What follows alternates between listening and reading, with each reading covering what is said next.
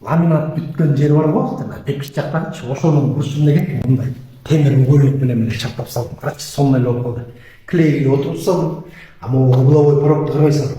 Ламинат менен столешницанын ортосунда жарашып эле турбайбы. Ана бир тепкичти эшикке алып чыгып мындай лактап көрдүм да. Көрдүңөрбү?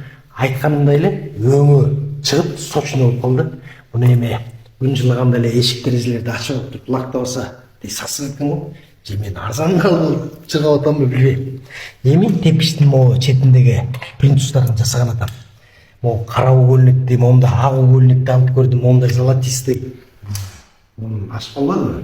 Ошонун четтерин момундай алып кийип, кесип көрүп атам.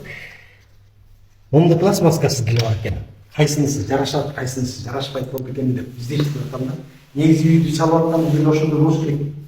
Татаалыштырбай, арзан оңой жолдорун издепчи. Мисалы, могу столешницадан тепкич жасалат деп ким ойлоп тур? Сонун эле болуп берет. 25 миң, 30 миң сомго тепкич келмек так эмес. Мыякта деген мына результат. Күнү да чыкпайт экен, күн кырдабайт экен, сонун эле болуп атпайбы.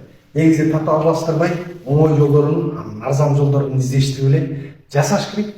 Жасап туруп жашаш керек.